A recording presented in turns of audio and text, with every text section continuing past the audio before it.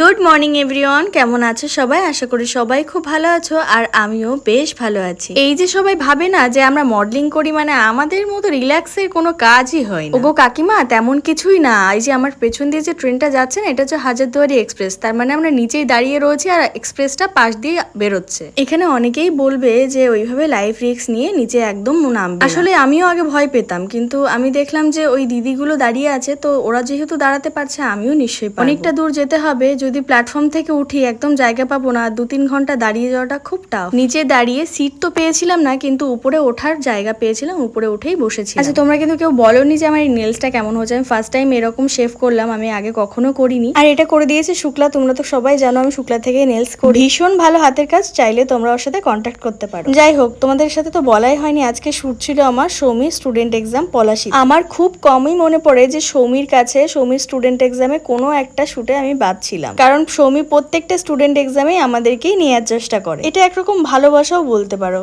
আর কোথাও না কোথাও একটা কমফোর্ট জোনও আছে। সেই 2021-22 থেকে সৌমির সাথে কাজ করেছিলাম একটা ডেমোস্ট্রেশনে। তারপর থেকে সৌমি আর একবার ডেমোস্ট্রেশন করিয়েছিল, কিন্তু তারপর থেকে যতগুলো এক্সাম হয়েছে মনে হয় প্রত্যেকটা এক্সামেই আমি ছিলাম। আর প্রত্যেকটা স্টুডেন্ট এক্সামেই সুন্দর সুন্দর কাজ করে। সৌমির প্রত্যেকটা স্টুডেন্ট খুব ভালো কাজ করে, মানে এটা নয় যে আমার উপর ভালো লুক করেছে, সবাই ভীষণ ভালো কাজ করে। আর আমার মেকআপ আর্টিস্টের এই কাজটা যদি তোমাদের পছন্দ হয় অবশ্যই কিন্তু তোমরা কমেন্ট করে জানিও। কোনো তাড়াহুড়ো করিনি, তার কারণ যখন জানতে পেরেছি যে 6টার ট্রেনটা পাবো না, তখন আস্তে আস্তেই কাজ করেছি।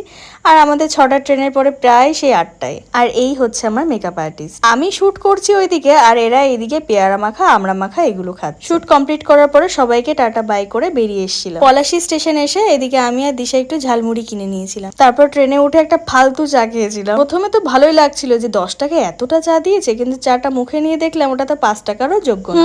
অনেক রাত হয়ে গেছে। যাই হোক, আজকের মতো এইটুকুই। দেখা হচ্ছে খুব তাড়াতাড়ি তোমাদের সাথে নতুন একটা ভিডিওতে। টাটা।